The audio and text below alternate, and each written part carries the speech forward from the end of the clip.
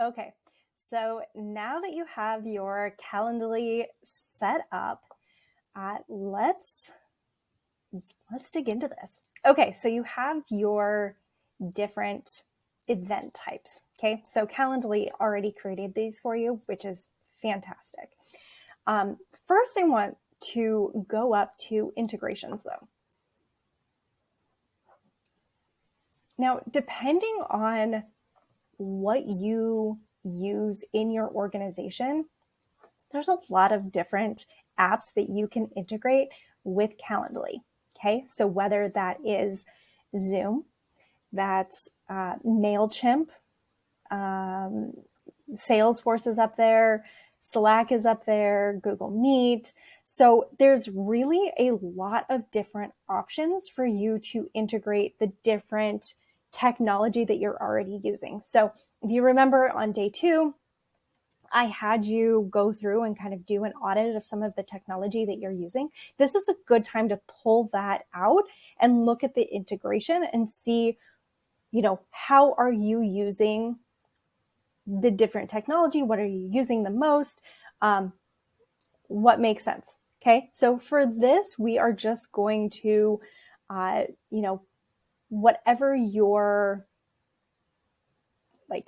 however you do video. So if that's on Zoom or Teams or something else, you want to make sure that you integrate with that. So for me, that is Zoom. Okay, so I want to make sure that I integrate with Zoom and I want to make sure that I connect with Zoom. Okay, let's do this. Okay. You want to, so I already have my Zoom credentials in here, so let's go. All right, and I am authorizing that I allow permissions and authorize.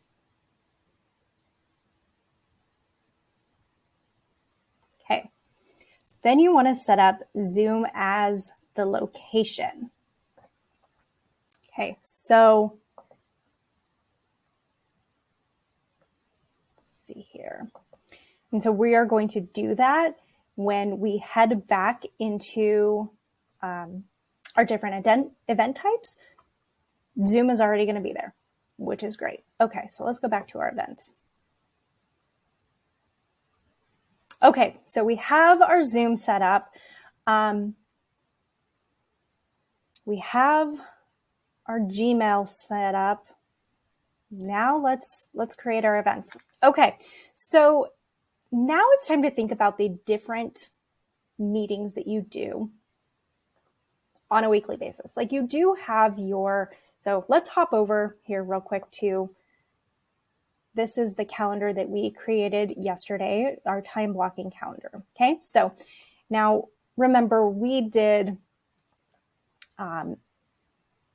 we came up with our different energy blocks. So not doing meetings before noon, started to put in some of the tasks and projects that need to get done. In blue here, we have some of the non-negotiables. We have some email that we do. Some of the, here in purple are some of the standard meetings that happen every, that happen every week. So, these are standard. So that still leaves us with quite a few hours. Now, remember, all of this time up here, this is work time too. It's just not scheduling meetings, okay? So this still leaves quite a bit of time for meetings. Now, you might be configuring your time differently, but I'm going to show you just really specifically how I do mine.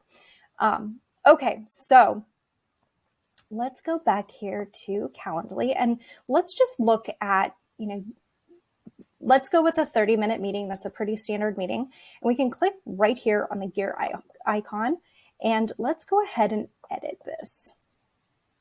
Okay, so what I like to do whenever I am working on a new event, needing a meeting, I like to go into each one and just make sure all the settings are correct. So I'm going to go into the event details. So 30-minute meeting, great. Add the location. Okay, here is where you can add, so if you updated with Google Meet, you would add Google Meet here. If these are in-person meetings, say that you are having in-person meetings, you can put those there. We connected Zoom, so we're going to put that there. And then any descriptions or instructions. So this is really important. Say that, this is a meeting that, these are for one-on-one meetings. So here is something that the people who are coming to the meeting need to know. Great. Put that information in there so that it's all right there in there. Okay. And then this is the event link. Oops. And then you can choose what color you would like. Save and close. Bam. All right. So then let's go to the next one. We did event details. Now let's go to event availability. Okay. So the duration is 30 minutes. This one was pre-made, so you can totally change it. You can decide you want it 15, 45, custom, like whatever it is that you want to change it to. So I was doing, I actually used this to show a house I was renting, and I did 45-minute intervals, and it worked really, really well. So let me just show you here. Okay, so we picked the 30 minutes. Now you can add, so say you want to have some buffer time between your meetings. You can just say that I want 15 minutes before my meeting and 15 minutes after my meeting to give myself some buffer time. Perfect. You can add that in. Okay.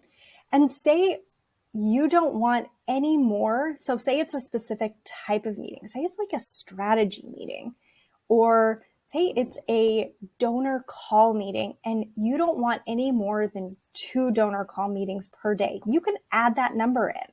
Okay. So for the purposes of this, I'm going to leave these off just because I want to be able to show you just how many, but you can add all of these in. Okay. So now, remember in the beginning when you started your account, you put in what your working hours were. Now, if you put in all of your working hours, so like 7 a.m. to 7 p.m., you're going to want to reduce that. So your availability hours are just the hours that you are available for meetings. Okay, so you can either create a schedule or you can create custom hours. So really depends on how your schedule looks. If your hours are changing all the time, you might want to do custom hours. I've kind of set up a pretty regular schedule, so we'll use the existing schedule. All right, so then you go into schedule. I want to use my working hours. And as you can see, it's pre-populated that the only times that you can schedule meetings are from 12 to 5, Wednesdays and Thursdays. Now, you can add dates that you can override this. There's an exception for everything, right? But for this, we're just going to keep moving through. Now, I really like this one, your booking experience. So sometimes you might send a link to somebody and they book, you're like, okay, let's book this, let's get this done. And they book 2 months out. You're like, okay, that was a little far in the future. So you can really set what the date range is, or maybe you don't want to meet with them until second quarter. So you can put it within a date range, or they can book anytime, forever and ever, indefinitely into the future. Okay. But I do like 60 days into the future. That's pretty good. Sometimes I will do 30 days. And then let's see, how frequently do you want to show the start times? So every 30 minutes, that's great. And then here's another important one. If you have your calendar link out in the public, say it's in your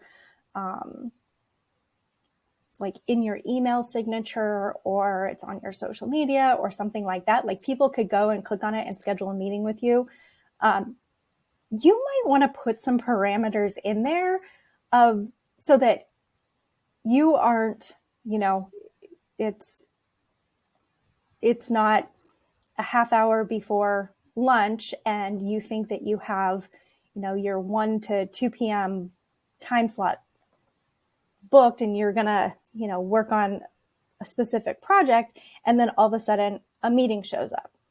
So depending on how busy your days get, how good you are at getting stuff into your calendar, you might want to put some parameters. So 4 hours, 5 hours, 24 hours, 1 day, like whatever it is that makes sense. For this, I am going to do 1 hour just so that I can show you what it looks like.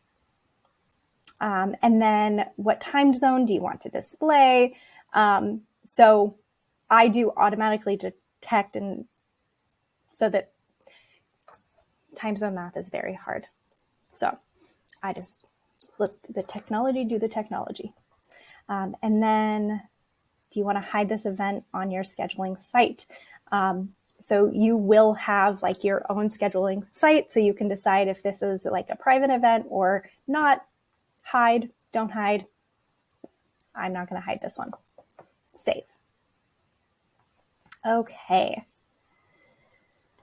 So then if you want to ask some questions, I think this is really, really important, especially if you are putting, this calendar out into the open, then I would definitely make sure that you get some basic information from people before you have a conversation. So that might just be, so even with your staff members or with board members, if they, have you ever gotten that, hey, can I pick your brain question? You can absolutely still have those meetings, but what we were talking about yesterday is making sure that you are going, like these are your meeting controls, making sure that you're going into these meetings with a heads up of what you are going to talk about. Okay, so this is where you can put in some of those meeting controls.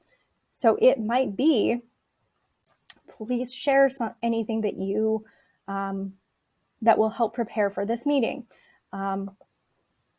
What specifically would you like to accomplish?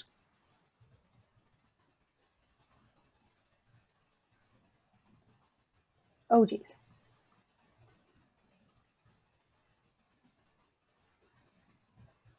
Right, and then you can decide if you want it to be required. You can make it a multi-line, maybe, check boxes or radio buttons, like if it's a yes or no question, clearly this is a multi-line, then you can apply. So then they will have to answer those questions in order to book this call. I would keep it pretty brief, but like give yourself some control over what the conversation is going to be so that you can go into this meeting feeling prepared. Save and close. Now you can do workflows. So this is, if you want to add text messages or reminders, things like that, you can do that all through this. I'm going to skip over that for right now. Oops. Okay, and then notifications. So this is great because it does send reminders. So if you want to personalize the calendar invites, you can personalize that. So, maybe you want to put like sync, and then Looking forward to connecting. Here all the details. Yeah, so different things like that that just can add a little bit, a little bit more personalization because you are a human. And then the event reminders or email reminders. So you can turn these on so that, they get a reminder. You can also personalize each one of these. You can add a follow-up. So, if this is like, say these are for one-on-one meetings, you can follow up with, are there typical questions that or follow-up that they need to do after a meeting? Text reminders. Again, you can add all of this in here. Let's save and close. Confirmation page. Again, you can personalize all of this. You can have them go to a different site. So if you want them to go back to, the volunteer page or something else, you can change it to whatever you would like. And then if you want to collect payments for this, you can do that as well if you are charging. We're not going to talk about that today. Okay, so now you are ready. So then what I like to do is head over to View Live Page.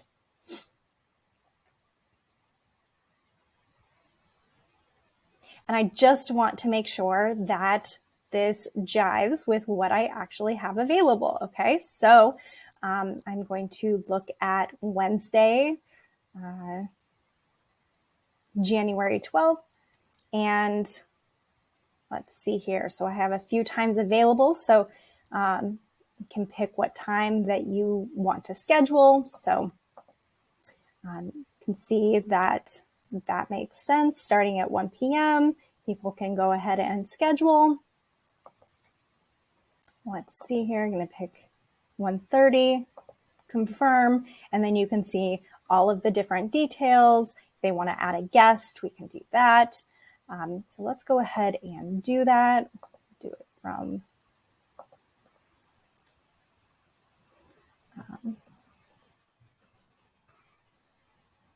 schedule event. Okay, so now what does this look like? All right, so meeting has been confirmed. Great. So now in my inbox, let's see here.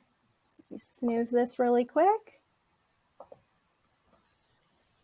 All right, so I get a message from Calendly, okay? And it says that I have a new event with Rachel Beerbauer. It's a little confusing. It's also my name. Probably should have changed the name. So then I can click on it and I can see that a new event has been created. And I can go down here and I can see the different questions and kind of take a look at that. Now, you could change these notifications, put these emails into a different folder, however you want to manage that. But then also, if you go over here, you can see that here it is. This meeting is automatically on my calendar. So there is nothing I have to do. It's in the time that I have allocated that is okay to have meetings, and it feels good. All right. All right, so I have popped over to my actual Calendly. This is where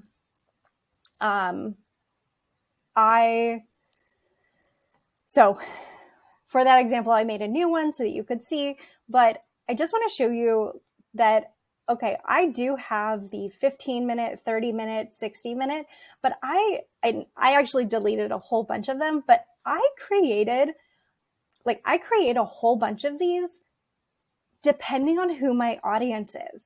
So you might have seen sometimes on Instagram, I will jump on and I will do Instagram lives with people. So to schedule that, I schedule a half hour. So let's look at this. I schedule a half hour. They can schedule at any time. But I want you to see that So like can I go back to December? No. So I have really specific times that people can schedule this. I was doing them every day, so that's why they're still on there. This isn't live right now. So from 10 a.m. to 11 a.m. And I have, let's see here. So if you look at my additional rules, oh, it's not on there. But you can only schedule one per day. Okay, so I have all of these. So you could schedule, like they're all at very different times, but you can only schedule one per day. So I was doing one Instagram live per day, and people, EDs could sign up.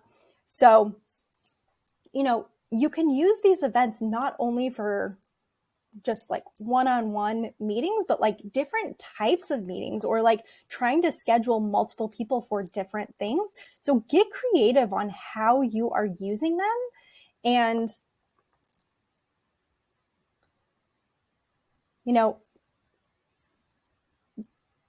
each one of these, so the client inquiries, so this one is very, very specific. There's just like an hour that I have on Thursdays that I do these types of calls, because the other hours in my day, I'm working with executive directors. Those are my people. And so if somebody wants to meet with me, they have this very specific time that I've allotted to like working with new people, which is totally fine. So, there's lots of ways to think about your calendar. But the more specific that you can get and kind of narrow in that time, the more management you are going to have of your calendar. Okay.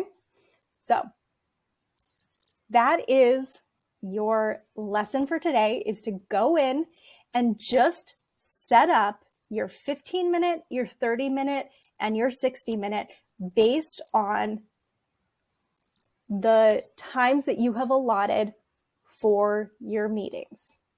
Okay? All right. Get after it, and we will talk to you soon.